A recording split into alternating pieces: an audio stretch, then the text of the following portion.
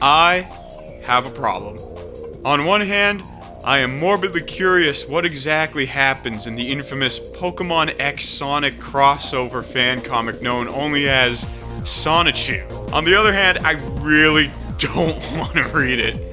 I mean, come on, it looked like ass. This ain't no Watchmen, this ain't no Steel Ball Run, no The Killing Joke, even if it does appear to be just as terrifying at times. So, I figured, fuck it.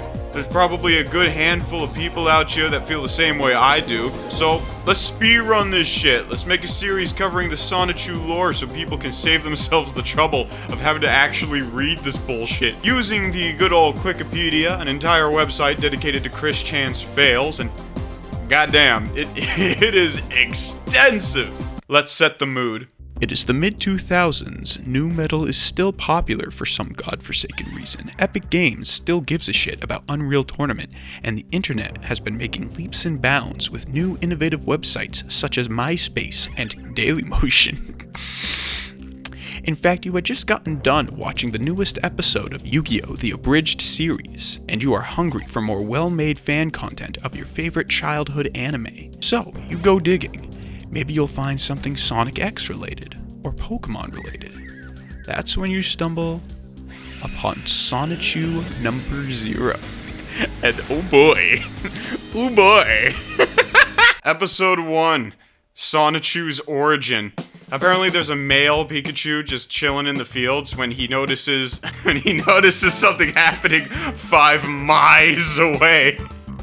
In Station Square. Turns out it's Sonic in perfect chaos throwing hands like in the end of Sonic Adventure 1. Sonic gets his shit smacked and flies into the Pikachu. Upon impact, there is a rainbow hit confirm effect right out of Tekken that's so big it straight up mutates the Pikachu into an abomination. The Pikachu, being salty that he just got turned into yet another shitty Sonic recolor, understandably, vanquishes perfect chaos and the crowd cheers, hooray. Oh, and meanwhile there's a Raichu that gets hit with the rainbow and turns into a Rosachu. Okay, groovy. About as bad as you'd expect. The plot is bland and contrived, Supersonic's only here just so we can accidentally make the little bastards, and no one else from the Sonic canon is even there. So, yeah. Episode 2. Genesis of the Lovehawks.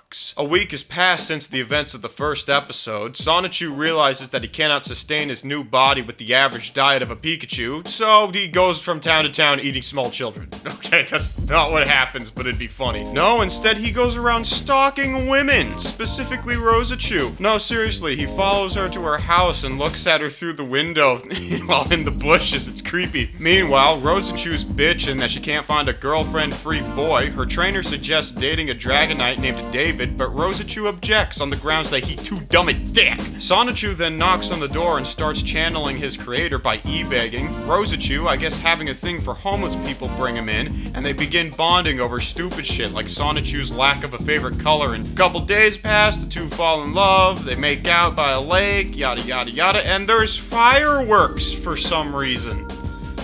Guess it's a holiday. Maybe it's Christian Love Day.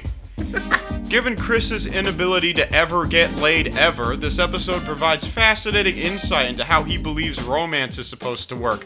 Boy seat grill, boy stock grill 5-minute grill to make boy. Also, there's an ad for Sonichu Advance. Cool. Episode 3. Sonichu versus Cwcki. Alright, they at the mall now. Apparently Rosachu got a spending problem. I don't know what a former Raichu would want to compulsively buy, but okay. Sonichu complains about there being pickles in his burger despite not ever asking for no pickles. Then a shithawk bursts through the window and takes Rosachu away. Guess Sonichu gonna have to ride on Moltres to save his wife, Rosachu. Okay, so we fight in Zapdos now. Sonichu kicks him, uses double team to take Rosie back, and zaps him. Cwcki vows revenge and then fucks off before the jerk-offs can be called for property damage. Sonichu is then congratulated by Chris himself, who is the mayor of Quickville, and Sonichu responds by roasting him. Okay, I know that's not what Chris intended, but I can't help but think that with lines like, "There he goes, with a grin on his face. In the end, he'll say, 1 girlfriend, please. Like, what a little dick. They talk about the Sonichu comic. Within the Sonichu comic, Sonichu makes what sounds like more jokes at Chris's expense. Then he starts calling him daddy for some reason, and the episode ends. Classic Sonichu strips. I don't think there's much to say about these. They're just a few pages of comics drawn before the actual making of the comic book series. Let's see, we got 25 years into the future. Sonichu recycles a joke from XL Saga. There's one where Rosachu is busy being beautiful and confesses she hates working. Sub-episode 1, Christian Chandler and the Jerkop-tastrophe. A little context before we get into this one. Christian back in the day was on what he called a love quest, where he would try to find a girlfriend by, and I shit you not, making a sign saying he was a virgin and required a beautiful white girl with a job. He would fucking bring this out to public places like the Walmart and his college campus. Unfortunately, due to the fact that we really do be living in a society, very often store managers and mall security were called to escort him out of the establishment. He would refer to these poor people just trying to do their fucking job as jerk-ops, manajerks, and jerkiefs. And they would be major antagonists throughout the run of Sonichu.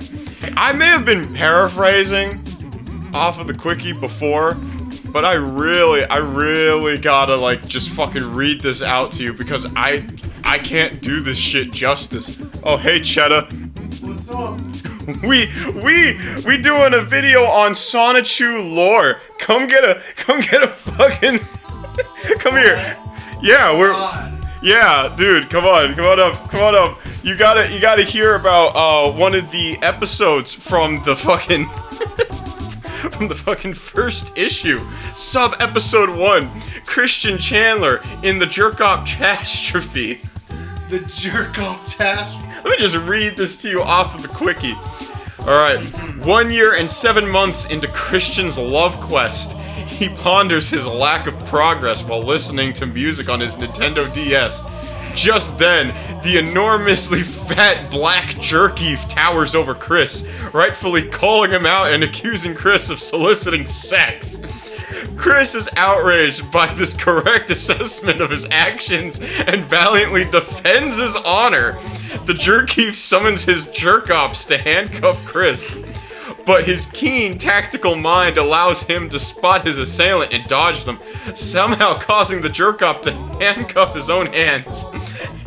Chris kicks the jerk-op in the dick and backhands another jerk-op square in the face, giving him enough breathing room to transform into Christian Sonichu, which is like where he turns and morphs into a Sonichu. The jerk goes Super Saiyan form, right? No, Super Chew form right there. Yeah.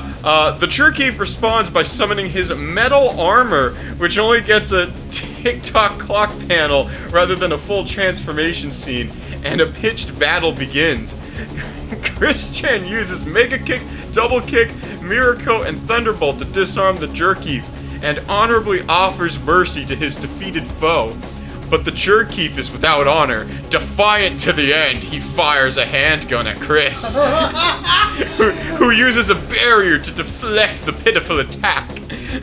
His enemy beaten, Chris decides to unleash his special ultimate attack, the dreaded Cwcki, which is a thing Chris would actually do, where he would do Kamehameha motions and yell Cwcki, and the whole point of it is he was supposed to be cursing them. Like, he genuinely thought that this would curse people and cause misfortune upon them. The jerkief initially feels no adverse effect and rises to fight back, but the curse soon sets in. He and I shit you not, he slips on a banana peel breaks his glasses, and learns his wife just divorced him over his smoking habit and is taking custody of the kids, the house, and everything he owns. The Cwcki's life is shattered, and Chris makes sure he knows that he deserved all of it. The Cwcki cries, "My soul hurts." Oh my god. Christian truly is the leader of the Loiter Squad. Oh my god. Alright, analysis. This is the first, though certainly not the last time, Chris would use his comic to create bizarre power fantasies in which he was victorious in events he was not in real life. Sub-episode 1, along with other sub-episodes, is reprinted in Sonichu number 4. Note that the Cwcki is black. Also note that Chris misspelled the title, spelling catastrophe as oh, okay. Yeah. Oh my god. And that is Sonichu number 0, the first officially published comic in the Sonichu lore. We're gonna be trying to go through all these. There are fucking up to 17 issues of Sonichu. Now, not all of them have been released. I don't think 16 and 17 are fully released. We're going to be talking about the issues. We're going to be talking about the characters such as Sonichu, Rosachu, Black Sonichu, as well as some of the villains like Mary Lee Walsh and Count Graduan. We're gonna forget Mary Lee Walsh. Oh yes. So that's gonna be a fun time. So if you like the idea of all this, please like, comment, and subscribe. And trust me, it only gets better from here. It only gets better from here. You're gonna want to hear this synopsis. Oh yeah. This has been Club Doom with cheddar cheese and heated Corella, sweet nectar.